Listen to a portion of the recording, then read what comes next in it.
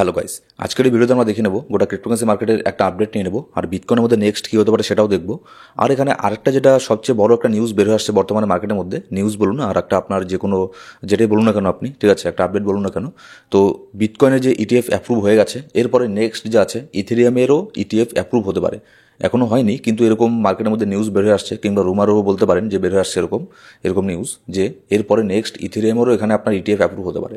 তো ইথেরিয়ামের যদি ETF approve হয় তাহলে সেক্ষেত্রে ইথেরিয়ামের মধ্যে কী ধরনের মুভমেন্ট আমরা দেখতে পারি, মানে কখন পাম্প হবে আর কখন ডাম্প হবে। যেহেতু বিটকয়েনের ইটিএফের সময় আমরা এই জিনিসটা আমরা টোটালি উল্টো হয়ে গেছে, ঠিক আছে। তো এবার দেখা যাক যে ইটিএফের মধ্যে কী হতে পারে আর কেমন করে আমাদের এখানে ট্রেডিং স্ট্র্যাটেজিটাকে সেট আপ করবো সেটা আমরা আজকের ভিডিওতে দেখে নেবো। আর এখানে আপনার ইলন মাস্ক ডজ কয়েনকেও হোল্ড করে, বিটকয়েনকেও হোল্ড করে, এরকম একটা স্টেটমেন্ট দিয়েছিল, কিন্তু তারপরেও মার্কেটে তেমন কোনো পাম্প হয়নি। কেন হয়নি সেটা আমরা দেখে নেব। তো ভিডিও শুরু করার আগে একটা ডিসক্লেমার, ক্রিপ্টোকারেন্সি মার্কেট প্রচণ্ড ভলটাইল মার্কেট, এখানে আপনার প্রফিট হতে পারে এবং লস হতে পারে। যে কোনো কয়েনে ইনভেস্ট করার আগে আপনি আপনার অ্যানালিসিস অবশ্যই করে নেবেন। আর আপনি এখন যদি আমাদের টেলিগ্রাম গ্রুপে গিয়ে জয়েন না করে থাকেন তাহলে অবশ্যই এটা মেক শিওর করবেন যে আপনি আমাদের টেলিগ্রাম গ্রুপে গিয়ে জয়েন করে নিয়েছেন, কারণ সেখানে আমি মার্কেটের ইনস্ট্যান্ট আপডেট আর মাঝে মধ্যে ফ্রি সিগন্যালও দিয়ে থাকি। এবার দেখুন, বর্তমানে ক্রিপ্টোকারেন্সি মার্কেটের কয়েন মার্কেট ক্যাপের মধ্যে যদি আমি আসি, বর্তমানে ক্রিপ্টোকারেন্সি মার্কেটের গোটা মার্কেট ক্যাপ চলছে 1.69 ট্রিলিয়ন, ঠিক আছে। এটা মোটামুটি কয়েকদিন আগে যখন বিটকয়েনের মধ্যে একটা পাম্প হয়েছিল, মানে বিটকয়েনের ইটিএফ অ্যাপ্রুভ হওয়ার আগে মোটামুটি 1.2 ট্রিলিয়নের মতো চলে গিয়েছিল, ঠিক আছে। তারপরে এখানে মার্কেট আবারও ডাম্প হয়, মার্কেট থেকে ফান্ড আবার চলে যায়, ঠিক আছে, যার ফলে গোটা ক্রিপ্টোকারেন্সি মার্কেটের মার্কেট ক্যাপ এখন মোটামুটি 1.69 ট্রিলিয়নের মধ্যে আছে।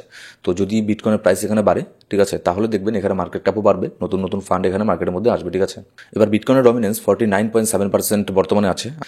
এটা সবাই জানে যে বিটকয়েনের ডমিনেন্স নিচের দিকে নামলে আপনার অল্ট কয়েনগুলো পাম্প করে, কিন্তু বিটকয়েনের ডমিনেন্স রিসেন্টলি কয়েক ঘন্টার মধ্যে অনেকটা ডাম্প করেছে। তারপরেও কেন এখানে আপনার অল্ট কয়েনের মধ্যে পাম্প হচ্ছে না, এর কারণ হচ্ছে আপনার বিটকয়েন যখন নিচের দিকে নামবে তখন কিন্তু অল্ট কয়েনও নিচের দিকে নামে, ঠিক আছে। আর বিটকয়েনের ডমিনেন্সও কিন্তু বিটকয়েনকে ফলো করে।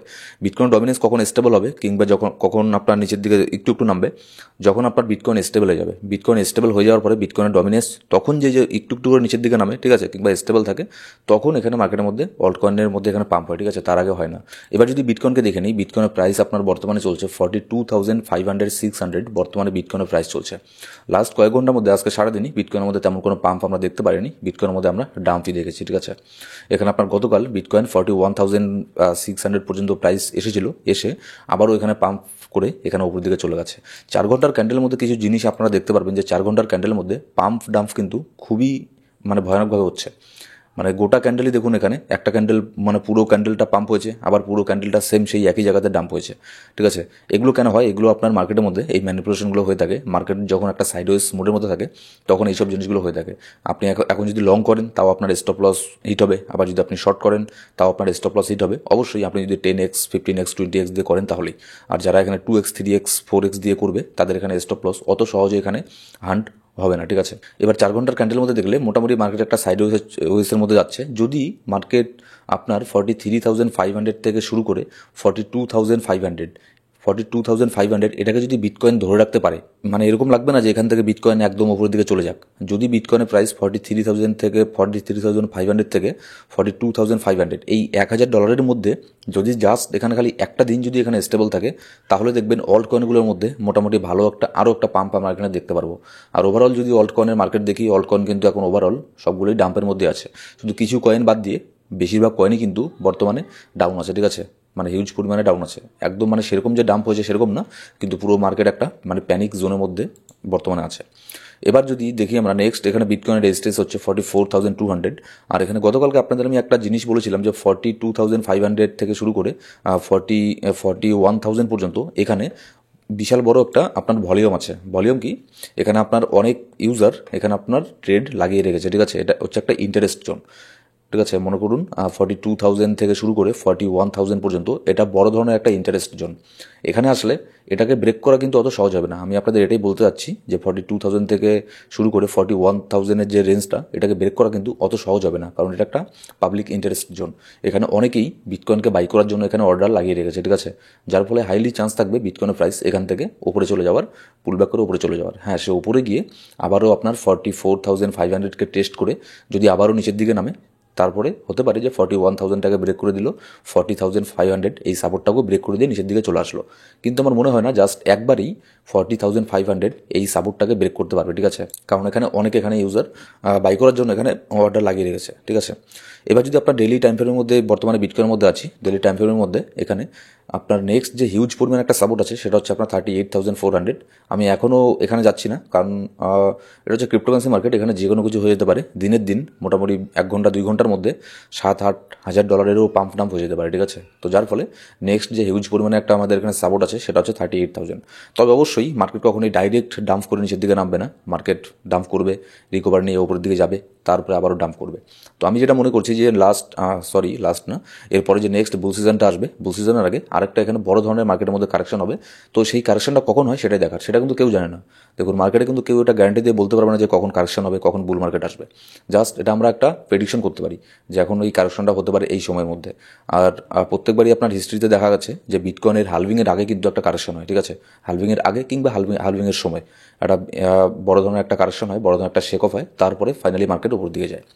এবার যদি এখানে ক্রিপ্টোকারেন্সির যে আপনাদের আমি বললাম যে ক্রিপ্টোকারেন্সি না, মানে ইথিরিয়ামের যে কথাটা আপনাদের বললাম, যে ইথিরিয়ামের মধ্যে এখানে একটা আপডেট আছে, ইথিরিয়ামের ইটিএফ অ্যাপ্রুভ হতে পারে বিটকয়েনের মতো। যার ফলে দেখবেন আমি ডেইলি ক্যান্ডেলের মধ্যে বিটকয়েনকে নিয়েছি, বিটকয়েনের মধ্যে ডেইলি ক্যান্ডেলে যতটা না পাম্প হয়েছে তার চেয়ে কিন্তু বেশি পাম্প হয়েছে আপনার ইথিরিয়ামের মধ্যে। এই যে দেখতে পাচ্ছেন লাস্ট কয়েকদিন থেকে। এটা কেন হচ্ছে? কারণ এরকম রুমার বের হয়ে আসছে, নিউজ বের হয়ে আসছে যে এরপরে বিটকয়েনের পরে ইথিরিয়ামের মধ্যে এটার ইটিএফ অ্যাপ্রুভ হতে পারে। কিন্তু একটা কথা কি, আমরা বিটকয়েনের মধ্যে কী দেখেছি, বিটকয়েনের মধ্যে আমিও আপনাদেরকে বলেছি, ঠিক আছে, আমিও অবাক হয়ে গেছি। আমি আপনাদের বলেছিলাম যে বিটকয়েনের ইটিএফ আসলে এখানে $5-6 হাজার একটা পাম্প হবে, কিন্তু সেরকম কিছু পাম্প হয়নি। $2-3 হাজার একটা পাম্প হয়েছে, তারপর মার্কেট আবার ডাম্প হয়েছে, এখন মার্কেট ডাম্পই হচ্ছে, ঠিক আছে। কিন্তু এখানে ব্যাপারটা কী হয়েছে, এখানে আপনার ওই যে একটা কথা বলে না যে আপনার buy the rumour sell the news, ব্যাপারটা হচ্ছে এরকম। এবার দেখবেন আমরা বিটকয়েনের থেকে যেহেতু এই জিনিসটা শিখলাম, ঠিক আছে, তাহলে এখানে ইথিরিয়ামের মধ্যে এটা হতে পারে যে ইথিরিয়ামের ইটিএফ অ্যাপ্রুভ হওয়ার আগে পর্যন্ত ইথিরিয়ামের মধ্যে ভালো ধরনের একটা পাম্প আমরা দেখতে পারবো। কিন্তু যখনই ইথিরিয়ামের ইটিএফ এর আপনার নিউজ আগে মানে চলে আসবে, ডেটটা চলে আসবে যে অ্যাপ্রুভ হবে 1-2 দিন আগের থেকে, তখন দেখবো আমরা ইথিরিয়ামের মধ্যে ডাম্প হয়ে যাচ্ছে, ঠিক আছে। ইথিরিয়ামের ইটিএফ অ্যাপ্রুভ হওয়ার ফলে যে পাম্পটা হবে সেটা কিন্তু আগেই পাম্প হয়ে যাবে, ঠিক আছে, কথাটাকে বুঝুন। ইটিএফ অ্যাপ্রুভ হওয়ার আগেই কিন্তু আপনার পাম্পটা হয়ে যাবে। এবার যখন ইটিএফ অ্যাপ্রুভ হয়ে গেল তখন কিন্তু এখানে মার্কেটের মধ্যে ডাম্প হবে ইথিরিয়ামের মধ্যে। তো যেহেতু আমরা বিটকয়েনের থেকে এই শিক্ষাটা নিয়েছি, তো ইটিএফের সময় কিন্তু অবশ্যই এটা মনে রাখবেন। এবার ইলন মাস্ক এখানে দেখুন, ইলন মাস্ক এখানে আপনার বলেছে যে Elon Musk still owns a bunch of Dogecoin, SpaceX owns a bunch of bitcoin. Elon Musk এখানে কিছুটা ডজ কয়েন হোল্ড করে আর কিছুটা বিটকয়েন হোল্ড করে। দেখুন, প্রত্যেকটা মানে কথার মধ্যে কিন্তু একটা ব্যাপার থাকে, ঠিক আছে। প্রত্যেকটা যারা বড় বড় মানুষ, ঠিক আছে, বড় বড় হোয়েল, বড় বড় রিচেস্ট পার্সন, তাদের যে আপনার মন্তব্যগুলো, ঠিক আছে, সেগুলোর মধ্যে কিন্তু অনেক কিছু আমরা এখানে ডিকোড করে দেখতে লাগে। এখানে বলেছে a bunch of Dogecoin, মানে কিছু ডজ কয়েন, তারপরে আপনার স্পেসএক্স ওন করে এ বাঞ্চ অফ বিটকয়েন, মানে কিছুটা ডজ কয়েন হোল্ড করে, কিছুটা বিটকয়েন হোল্ড করে, ঠিক আছে। এই কথার মধ্যেই কিন্তু কিছু ব্যাপার থাকে, সেই জন্য কিন্তু ডজ কয়েনের মধ্যে আমরা তেমন কোনো পাম্প দেখতে পারিনি। আর বিটকয়েনের মধ্যে তো পাম্প এখানে দেখিনি, বিটকয়েনের কথা ছাড়ুন। কিন্তু ইলন মাস্ক যেহেতু আমরা জানি যে ডজ কয়েনের সবচেয়ে বড় সাপোর্টার, কিন্তু তারপরও ডজ কয়েনের মধ্যেও কিন্তু তেমন কোনো পাম্প আমরা দেখতে পারিনি, এই জন্যই। তো দেখা যাক নেক্সট এখানে কী হয়। সো গাইস, এই ছিল আজকের ভিডিও ভালো লাগলে অবশ্যই একটা লাইক করবেন, আর কোনো সাবস্ক্রাইব না করে থাকলে সাবস্ক্রাইব করে পাশে বেল বাটন প্রেস করে অল সিলেক্ট করে রাখুন প্রত্যেকটা ভিডিওটা আপডেট সবার আগে পাওয়ার জন্য। Thank you so much guys.